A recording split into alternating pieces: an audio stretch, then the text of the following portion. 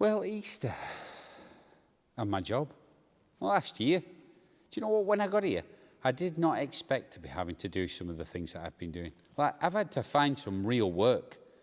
Well, don't tell everybody, I've just said I've had to find some real work. I haven't been making work up. Well, maybe a little bit. But like, I've had to find out to do some just stuff. I've even taking Melville's trash out. Because that's serving the church leader, isn't it? Really, you know. I've even been running around chasing Gregor. He's got a dog, by the way. That's been interesting over lockdown. I've got 3 dogs. Micah, Faith and Melody. Man, are they rough. Do you know, one of the awesome things about being in lockdown, though, is I've had so much time to spend with my kids. And we have some awesome times together. We play on the Switch. We do a bit of fun outside. We play board games, and then we'll often have a wrestle. Sometimes when I'm not actually ready for it. But anyway, expectations. I didn't expect to actually not being able to see any of you guys for this long. It's actually driving me nuts. I just want to come in. I just want to hang out. I just want to see everybody. I want to see you laughing, you smiling. Especially when you laugh at Melvin and Marianne. That's just the best. Yeah, tired. I guess you could say I'm tired. Although, really, there's some elements of working from home that I have enjoyed. I have enjoyed the fact that I can wear my dressing gown whenever I want. I have enjoyed the fact that I get to spend more time outside. Unfortunately now, most of that time is spent picking up or chasing after my puppy. And sometimes he listens about 80% of the time, but the 20% is bad. There have been some positives. I gained a new fitness instructor, although I didn't expect that fitness instructor to be my dog. But he does keep me motivated, makes me give 100%, and gives me a little tap if I'm not. So, expectations. What did I expect when I came into this job? Well, I did expect to have some actual people in the church. I had expected to be able to bring the children in and for them to see them having their assemblies and their special days. And although I'm still working with the children and seeing the children, they're not in church, and I really miss that. I didn't expect that to be like that at all. But really, I can still get on with what I'm doing. I can still go out and tell everybody about Jesus. I can still speak to families. I can still be part of this environment, this community. And so expect the unexpected, really, because some amazing things have happened. People say I'm a bit OCD, and I hold my hands up. I am. I like things done just as they are. I also like to kind of move things about a bit. I like to make sure things are tidy, and you know, I've not even had a chance to do that, but I've done it in my own way, put it that way. Do you know something? I never thought I would be spending more time cleaning surfaces than I actually did seeing people. But one good thing that came out of it was this. I was able to shoo Gregor away when he wasn't socially distancing by 2 meters.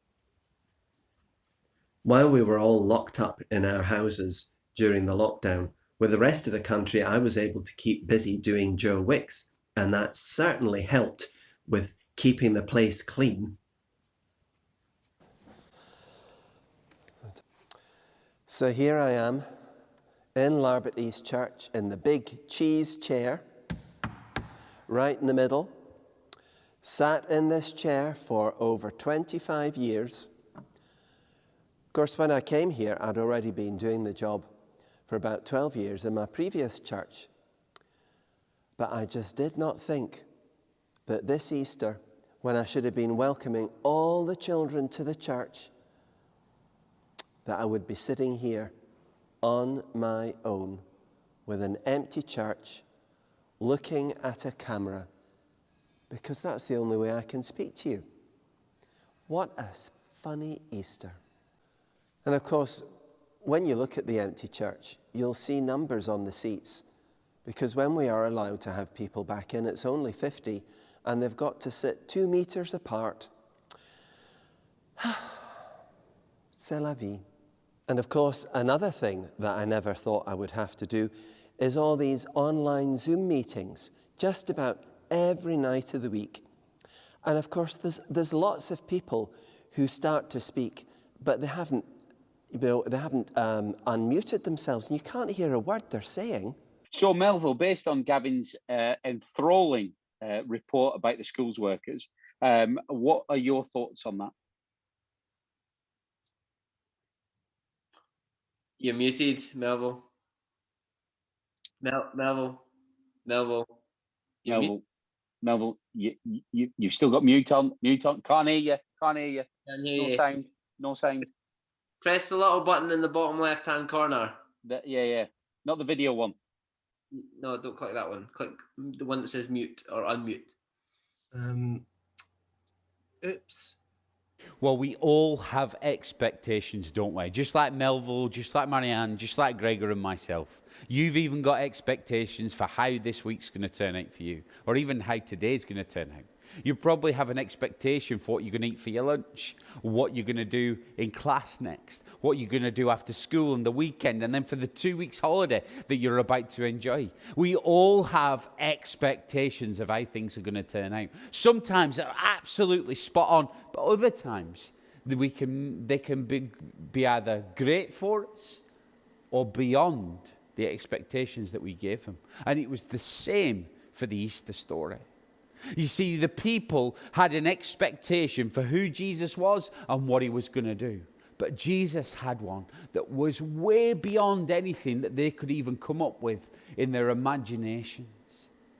And we see this as Jesus starts the last week before he's crucified. See, when Jesus rode into Jerusalem and came in to see all the people, the city was buzzing.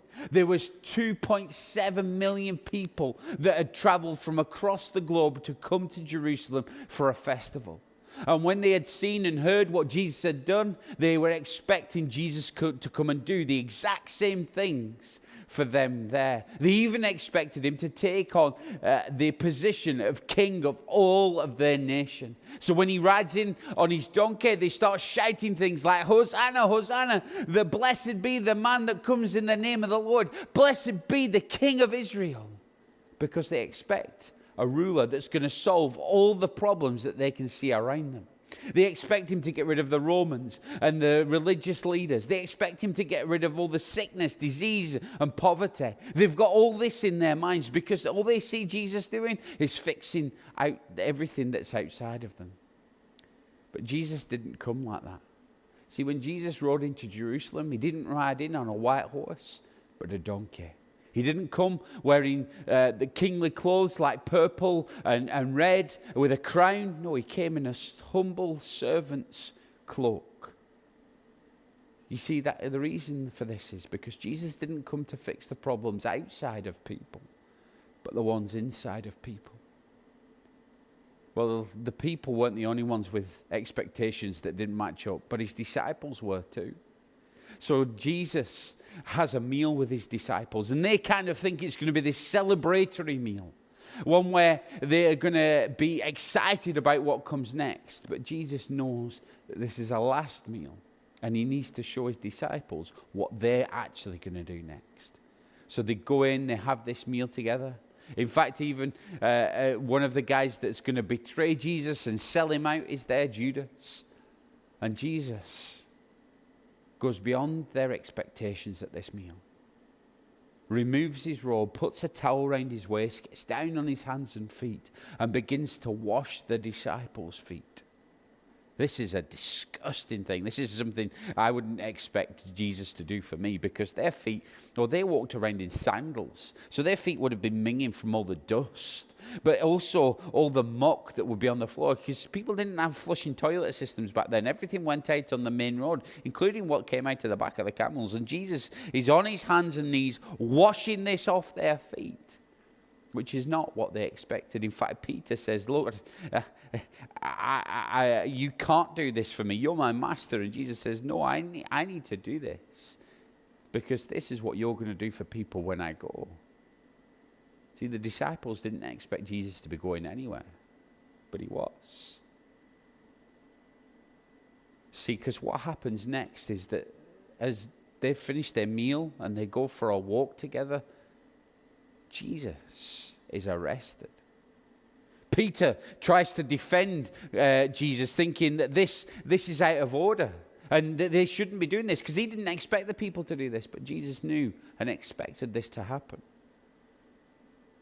And he goes with the people that have come to arrest him, and he's taken before the leaders who mock Jesus because they expect Jesus to be nothing but just the man. And then they take him before Pilate, and Pilate expects Jesus to come out with all these excuses to stop what the religious leaders and all the people of Israel want to happen to Jesus. But Jesus doesn't say anything. He doesn't live up to the expectation that people had for him. In fact, he just lets them do what they have planned in their mind, which is to put him on a cross. Now, I don't know what you're expecting to happen at this point, but it wasn't what the disciples were expecting to happen, because they watched their friend and leader taken away from them, put on a cross and hung up like a common criminal. But Jesus knew exactly what was happening on that cross, because this is what his Father expected of him. See, Jesus on that cross gave up his life to rescue every single individual that was stood before him from something that they didn't expect, judgment for what was going on inside of them. And he gives up his life, and he says to his Father whilst hanging on this cross, forgive them, for they don't know what they do. At that point, the disciples thought it was over. They thought everything they'd experienced was over. That wasn't going to be the case, because Jesus had one more thing to go beyond their expectations. See, 3 days later, while they were all sad and sitting in a room, Jesus came back to life again. And he went and he met with his disciples, and he sent them on a mission all over the world, which again was beyond their expectations, to tell everybody of this good news, that God so loved the world that he gave up his own life, that whoever believed in him will not perish but have eternal life. Easter was a story that was beyond expectations, and we hope you'll remember that.